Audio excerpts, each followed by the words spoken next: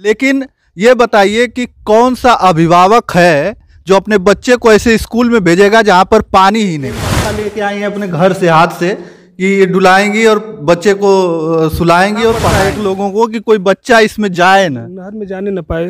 इससे पानी जब आता है तो ये बाउंड्री के लिए आप लोगों से कि कम से कम इन बच्चों के भविष्य के साथ खिलवाड़ न करें, इन बच्चों के जान के साथ खिलवाड़ न करें। बच्चा आए यही महत्वपूर्ण नहीं है, उसे हमें यहाँ रोकना है।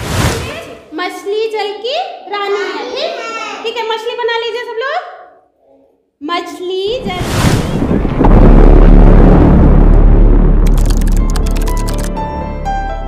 यहाँ के जो प्राथमिक विद्यालय में शिक्षिकाओं की ये उपयोगिता है कि ये आ रही हैं, पढ़ा रही हैं बच्चों को और अपना समय तो दे रही हैं। लेकिन ये देखिए इतनी गर्मी है, अप्रैल का महीना है और देखिए पालना वालना सब साथ में लेके आते हैं कि बच्चे को यहाँ सुला दे और इनको पढ़ाई कराएं।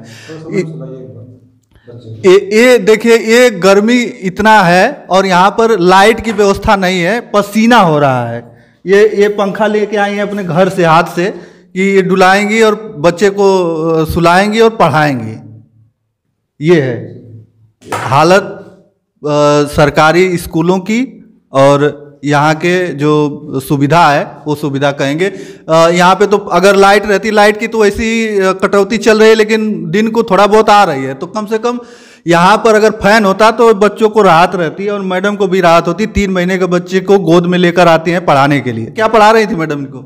सर वो मैथ बता रहे थे। अच्छा।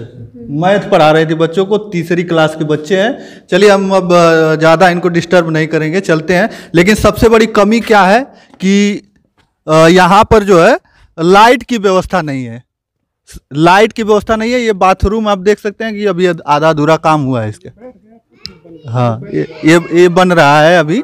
और ये देखिए पास में ही नहर है। अगर ये बाउंड्री वाल नहीं होगा तो नहर में जब पानी आएगा तो कोई भी बच्चा गिर सकता है यहाँ पर और उसको चोट लग सकती है और ये सबसे बड़ी ये दुर्घटना का एक कारण बन सकता है।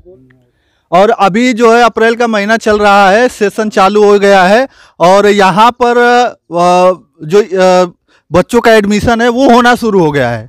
लेकिन ये बताइए कि कौन सा अभिभावक है जो अपने बच्चे को ऐसे स्कूल में भेजेगा जहाँ पर पानी ही नहीं है, पानी की व्यवस्था नहीं है, बिजली की व्यवस्था नहीं है। बहुत समस्या है। कौन कौन सी समस्या आप दिखाएंगे वो सोचने वाली बात है। अधिकारियों की बात है कि कम से कम इस पे संज्ञान ले और इसको बनाए। गड्ढा बना कर छोड़ दिया गया है इतना दिन। अब ये आप देख सकते हैं चुनाई उनाई, इधर दिखाइए थोड़ा सा कि ये चुनाई उनाई देख सकते हैं कि कितना पुराना होगा। कितना हमको लगता है 4-5 महीने से लटका हुआ है और ये गड्ढा ये बन गया है। देखिए इतना ये गड्ढा है, ये देखिए ये गड्ढा है, आधा ढक चुका है, आधा बाकी है। ये भी क्या ये ढक जाने के बाद फिर इस पे चुनाई वगैरह करवाएंगे कि इसको बनवाएंगे कि इसको ढक ही जाएगा, पता नहीं। या तो इसका पैसा भी उतर गया होगा, क्या पता। लेकिन सबसे बड़ी बात है कि इसमें जो बाउंड्री होनी चाहिए, अगर बाउंड्री नहीं होगी तो बच्चों को सबसे बहुत ही खतरा है यहाँ पर। क्योंकि यहाँ पर जब पानी आएगा तो पानी में कभी कोई भी गिर सकता है और दुर्घटना, सबसे बड़ी दुर्घटना हो सकती है। लाइट,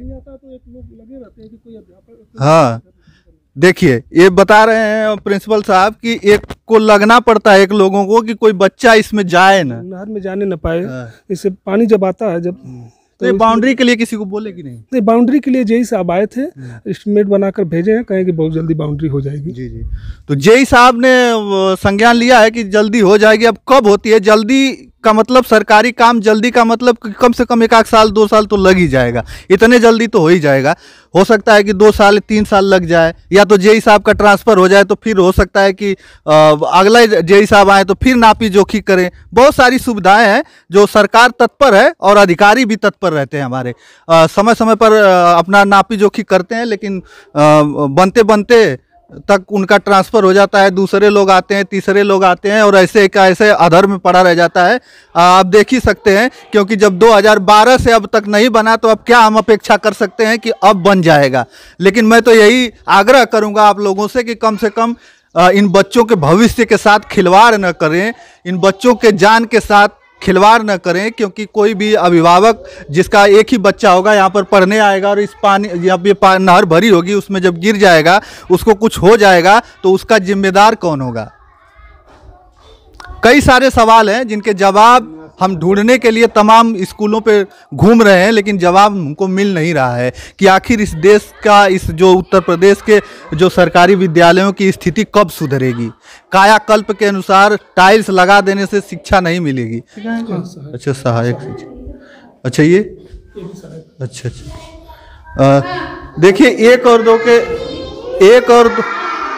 गुड मॉर्निंग, 1 और 2 के बच्चे हैं इसमें और एक ही में बैठे हैं और ये सहायक शिक्षिका है। मैडम क्या नाम है आपका? जी, मेरा नाम मनीषा देवी है, सहायक अध्यापिका। जी। सहायक अध्यापिका है, क्या पढ़ा रही हैं बच्चों को? जी, अभी हम बच्चों को खेल के माध्यम से, देखिए, इनको मतलब ड्राइंग बनाना सिखा रहे हैं कि बच्चे अपनी मर्जी से मुक्त चित्रकारी करें। इन्हें कोई टॉपिक नहीं दिया जाएगा, ये अपनी मर्जी से करेंगे, धीरे धीरे ऐसे सीखेंगे। और जो हमें ये चीज़ें मतलब उपलब्ध कराई गई हैं विभाग द्वारा, इससे हम इन बच्चों को, जैसे देखिए अभी ये चीज़ें हैं ना, इससे फ्लावर्स बना लेंगे बच्चे, गाड़ियाँ बना लेंगे।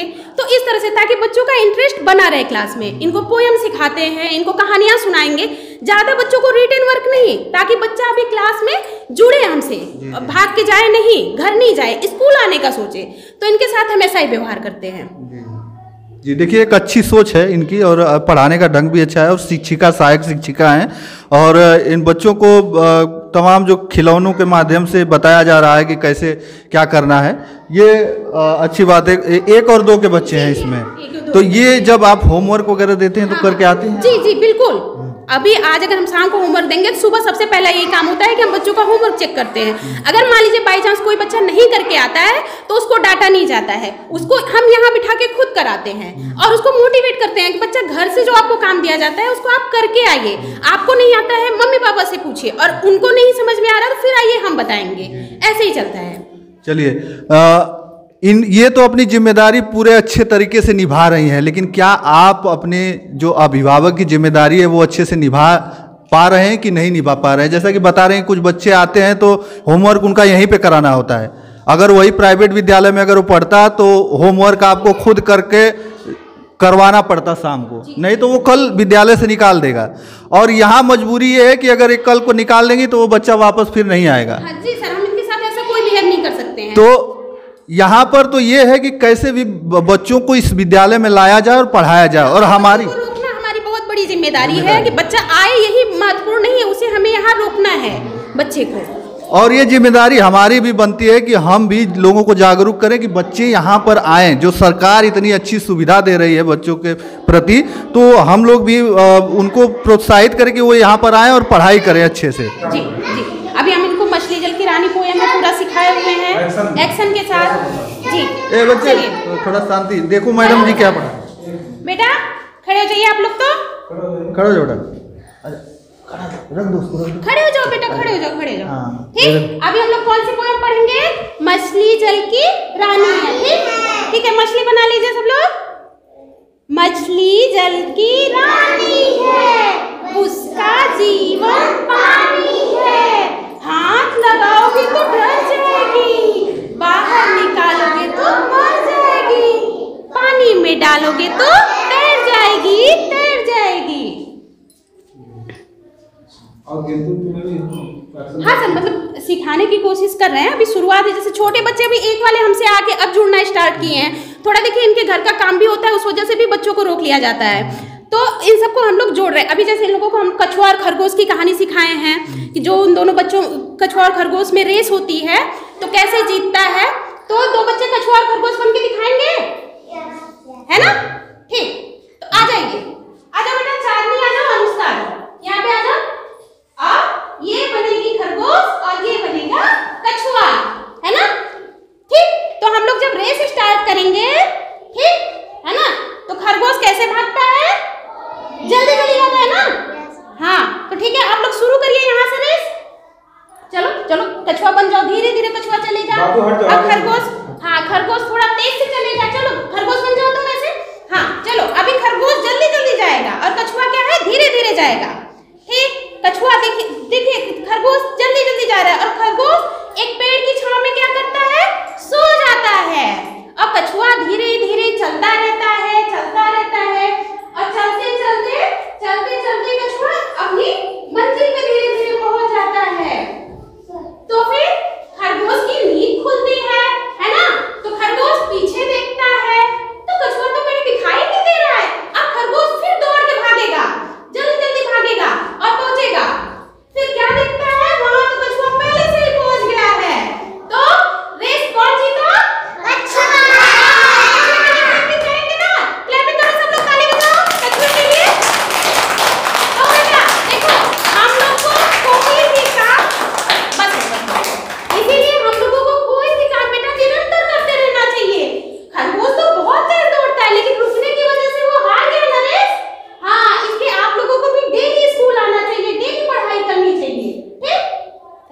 चलिए बहुत बढ़िया। जो एक मॉडल शिक्षिका के रूप में जो हमारे जो सरकारी स्कूल की शिक्षिकाएं हैं वो आ रही हैं और अच्छे से पढ़ाई करवा रही हैं, बहुत बहुत धन्यवाद। क्योंकि आप लोगों के इस पढ़ाई से बच्चों का भविष्य तो सुधरेगा ही, तमाम वो जो शिक्षिकाएं जो पढ़ाना नहीं चाहती उनको एक प्रेरणा मिलेगी। ठीक है सर, थैंक यू सर जी। तो बहुत बहुत धन्यवाद। और हम बाहर चलेंगे और आपको बता दें कि जो यहाँ पर है पढ़ाई तो ये लोग मन लगा के करते हैं, लेकिन सुविधाएं इनको जब नहीं मिलेगी तो ये पढ़ाई कैसे करेंगी। जैसा कि यहाँ पे बाउंड्री वॉल नहीं है, और सबसे बड़ी बात है कि गांव वालों की जिम्मेदारी होती है कि इसकी देख रेख करें, लेकिन गांव के लोग ही होते हैं जो इसे तोड़ फोड़ कर देते हैं, कहीं कुछ उखाड़ ले जाना, कहीं कुछ उखाड़ ले जाना। तो सबसे बड़ी जिम्मेदारी गांव के लोगों की भी होती है कि अपने गांव में प्राथमिक विद्यालयों की देख रेख करें। हाँ देखिए, ये टाइल्स ही तोड़ कर लेके गए हैं। देखिए ये लगाया गया था इधर साइड में, वो सब तोड़ दिए। उधर देखिए वो लगा है और वो साइड में तोड़ दिए हैं। तो ये जिम्मेदारी किसकी है? गांव वालों की जिम्मेदारी बनती है कि वो ये सब चीज़ें देखें। अगर बाउंड्री वॉल भी कर देते हैं तो बाउंड्री वॉल कोई ऊंचा नहीं होता है, वो अंदर आके करेंगे। तो यहाँ पर सबसे बड़ी बात है कि देख रेख की सबसे ज़्यादा ज़रूरी है। कितना भी अच्छा आप बना दें, 1 साल के भीतर वो टूट फूट जाएगा, क्योंकि कुछ ऐसे लोग हैं जो सरकारी चीज़ को कुछ नहीं समझते हैं। आपको समझना पड़ेगा कि आपके ही टैक्स के पैसे से ये स्कूल बनाया जाता है, आपके ही टैक्स से पैसे से इनको सैलरी दी जाती है, तो ये पढ़ाते हैं और आपकी जिम्मेदारी होती है। अगर कोई शिक्षक नहीं पढ़ाता है तो आप पूछ सकते हैं कि क्यों नहीं पढ़ाई हो रही है। तो जब पूछेंगे तब, जब आप भी सही होंगे तब। तो हम चाहते हैं कि यहाँ पर जैसे कि बहुत सारी सुविधाएं अभी तक नहीं पहुँच पाई है, और तमाम मैं जो अधिकारी लोग हैं उनसे मैं रिक्वेस्ट करूँगा कि यहाँ पर अभी लाइट नहीं है।